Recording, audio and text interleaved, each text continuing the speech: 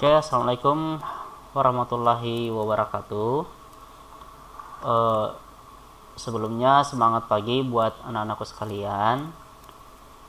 Karena kita masih dibatasi tempat dan waktu, sehingga pembelajaran kita hari ini masih online. Untuk pembelajaran hari ini, saya tidak perlu melakukan Zoom kepada kalian, karena pastinya memakan kuota yang banyak ya. Nah, saya akan membuat video pembelajaran saya, yang nantinya kalian hanya melihat ini, dan jika misalnya ada pertanyaan itu bisa kalian japri saja. Nah, oke.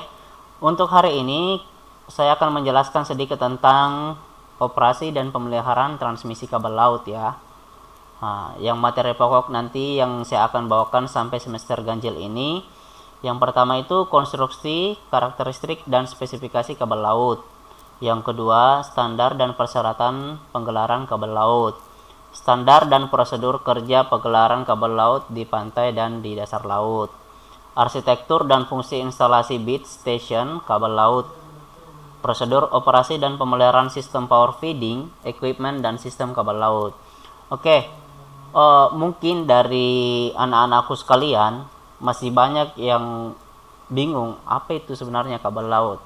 Oke, kabel laut sudah jelas ya, kabel yang berada di laut. Tapi kabel yang berada di laut itu bukan kabel-kabelan, atau misalnya kabel tembaga, kabel listrik, bukan ya. Jadi ini yang di kabel laut kita gunakan ini adalah kabel fiber optik yang sudah diselimuti sampai dengan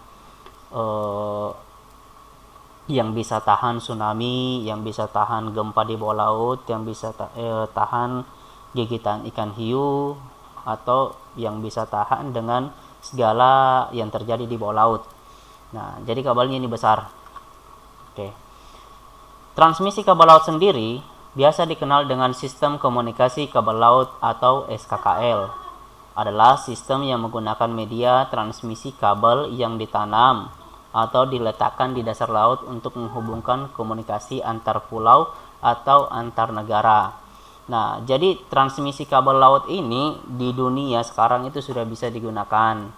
Nah, dulunya itu digunakan sebagai telegram. Ya, bukan telegram seperti yang di HP kita ya. Nah, dulu telegramnya yang menggunakan sandi Morse tuh.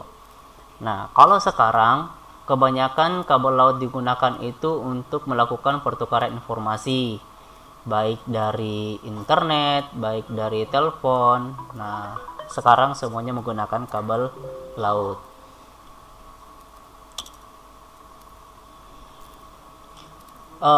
Adapun yang meletakkan kabel laut ini di laut yang sampai dalamannya sampai kiloan meter itu bukan manusia yang menyelam ke bawah, tetapi itu ada robot atau kapal selam ya yang diturunkan dari kapal induknya ke bawah laut dan ditanam. Nanti ada videonya yang saya perlihatkan cara menggelar kabel laut di bawah laut. Oke. Sedangkan komunikasi kabel di bawah laut, yang pertama, kabel komunikasi bawah laut adalah kabel yang diletakkan di bawah laut untuk menghubungkan telekomunikasi antar negara-negara. Jadi ini untuk kabel laut itu di bawah laut saja. Jadi kalau misalnya di sungai, di danau itu tidak ada. Dia hanya di laut saja. Nah, kalau di Indonesia itu ada landing stationnya. Sementara yang besar itu di Indonesia itu ada 3. Ada di Bogor, ada di Banjarmasin, dan ada juga di Makassar. Kalau Makassar tempatnya itu di Takalar. Nah, insya Allah kalau misalnya sudah selesai pandemi, mudah-mudahan kita bisa jalan-jalan di landing stationnya. Nah, generasi berikutnya membawa komunikasi telepon dan kemudian data komunikasi teknologi fiber optik untuk membawa data digital, yang kemudian juga untuk membawa data telepon, internet, dan juga data pribadi. Oke, jadi semua Facebook kita, WhatsApp kita, TikTokan kita, itu semuanya berada melalui jalur kabel laut. Kita lanjut komunikasi kabel bawah laut. Yang pertama itu operator telekomunikasi di Indonesia pada era 90-an sudah menggunakan kabel laut untuk menghubungkan pulau-pulau di Nusantara. Penggunaan kabel laut serat optik dimiliki banyak keuntungan dibandingkan dengan menggunakan digital microwave atau radio terestrial yang memiliki keterbatasan pada bandwidth, sehingga tren ke depan penggunaan kabel serat optik akan semakin banyak baik di darat maupun di laut. Oke, saya rasa untuk kabel fiber optik itu sudah tidak asing lagi, cuma kita tidak tahu bahwa yang selama ini kita gunakan adalah kabel fiber optik. Mungkin anak-anakku sekalian pernah lihat yang di pinggir-pinggir jalan, jika melihat ada sedang penggalian FO ya, penggalian FO, nah itulah kabel fiber optik. Atau mungkin ada yang lihat selang-selang warna orange yang tergulung atau dimasukkan ke dalam tanah, itu merupakan pelapisan untuk kabel fiber optik ya. Kembali yang pertama, operator telekomunikasi di Indonesia itu dari dulu sudah menggunakan kabel laut untuk menghubungkan pulau-pulau Nusantara. Luar biasa juga Indonesia ya. Nah, kalau dimaksud yang digital microwave ini yang kita gunakan misalnya wifi. Nah, itu. Nah, bisa saja itu tidak terbatasnya bandwidthnya, sehingga penggunaan pengiriman datanya itu biasa lambat. Nah, kadang cepat, kadang lambat. Tapi kalau kita menggunakan fiber optik, itu sudah pasti stabil. Oke. Pagelaran kabel laut dilakukan oleh kabel ship. Namanya kapal itu adalah kabel ship yang dirancang khusus untuk menggelar kabel laut. Nah, sampai sekarang itu kapal kabel ship ini itu belum ada buatan Indonesia, sementara masih Jepang, Rusia, dan Amerika. Nah, biasanya kalau Indonesia tarik kabel laut itu dia taken kontrak atau kerjasama dengan Amerika atau Rusia atau Jepang.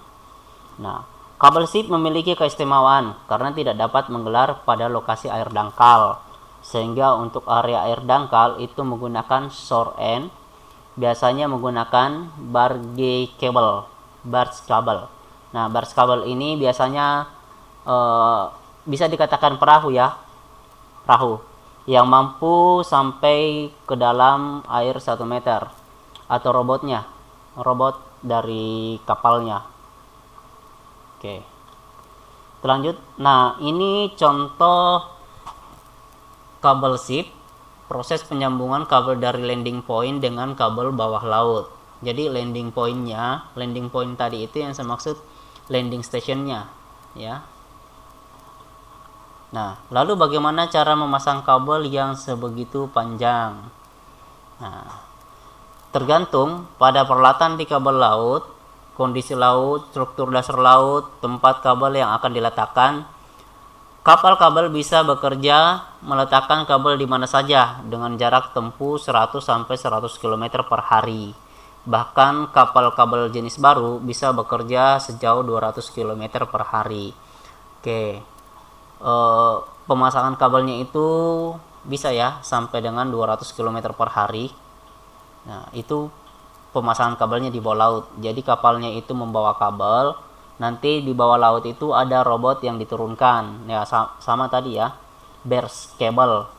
Nah, itu yang diturunkan ke dasar laut. Nanti dia menggali di bawah, lalu kabelnya ditanam. Kabel bawah laut sudah didesain untuk pengoperasian di bawah laut, sehingga mampu dengan baik mengatasi tekanan di dasar laut. Ya, jadi bukan manusia yang turun ke bawah laut untuk menanam kabel tersebut. Oke, kita lanjut. Ini penarikan kabel menuju kabel landing station. Ini ya kabel lautnya, bisa dilihat kabel lautnya. Kabel lautnya itu dilapisi dengan besi baja, sehingga kalau misalnya digigit sama hewan liar di bawah laut itu tidak masalah. Nah, oke, kita lihat. Nah, cable laying ship at port. Oke, ini tempat pengambilan kabelnya ya. Oke, sampai sini mungkin ada pertanyaan. Kalau misalnya ada pertanyaan, bisa dijapri saya melalui Telegram saja. Nah, setelah ini saya akan putarkan sedikit video tentang pemasangan kabel laut ya dengan landing stationnya. Oke, terima kasih.